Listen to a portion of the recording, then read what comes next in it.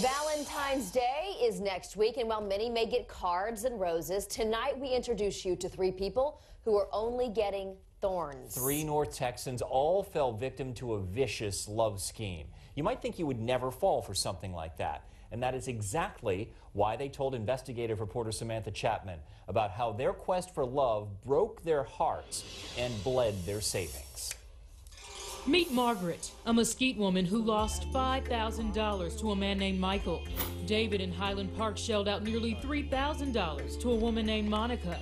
And Allie from Frisco, she lost so much money to Christopher, she doesn't even want to show her face. They all thought they found the love of their lives online, but boy were they wrong. I want to be loved so bad. I want someone to take care of me. Margaret's loneliness led her to the world of online dating. And after trying a few sites, she met Michael, and he had her hook, line, and sinker. Did you fall in love with this guy?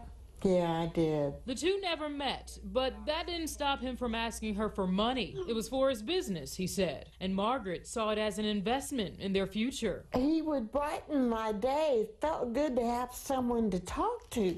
She had already sent him thousands, but before Michael could finally see her, he said he needed $10,000 more to pay off a debt. And when Margaret refused, she never heard from Michael again. My car got repossessed. Bill collectors are calling because I didn't pay them. Why didn't you tell people? I was embarrassed. I didn't want to live anymore. If you thought Margaret's story was heartbreaking, you haven't met Allie. This Frisco woman sent a total of $45,000 to a man named Christopher. He told me he would pay me back, so I never thought I was losing money. Every time it was time to see Allie, Christopher was a no-show. A couple times he said, "Oh, let's meet," and then something would happen. And when Allie finally confronted him about who he was and all the money she gave, he was gone. He really broke my heart. I was in love. And David Lurie says men can fall just as hard. I'm an older gentleman, but I'm not dead. David met Monica on Facebook and thought she was the one. But after sending thousands of dollars to her so-called Nigerian orphanage, he never heard from Monica again. I was heartbroken.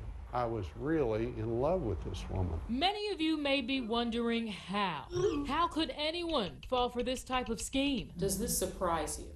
No, it doesn't. Relationship expert Dr. Carol Cole says it could happen to anyone. It's not a matter of, am I smart enough to avoid this? It's a matter of, am I in a vulnerable place? Dr. Cole says the most vulnerable tend to be going through a major life change, like a divorce, job loss, or an empty nester. Every new morning makes me fall in love with you again. He said he loved me. Unfortunately for Margaret, it was those very words that left her emotionally and financially scarred. But I'm not going to mess with any men right now. She's taking a break, but not giving up on love just yet. Don't give up. Just be careful. Don't let someone break your heart. Now, the Federal Trade Commission reports that online romance scams are some of the costliest scams out there. So if you're looking for love online, here's what I want you to watch out for. If the person refuses to meet you in person or seems to be avoiding a meetup, that could be a huge red flag. And be cautious about the photo you see. It is very easy to steal someone else's picture and say it's you. And the most important tip of all, don't give any money to someone you've never met before, period. Samatha Chatman, NBC5 Response. Shame, shame, shame.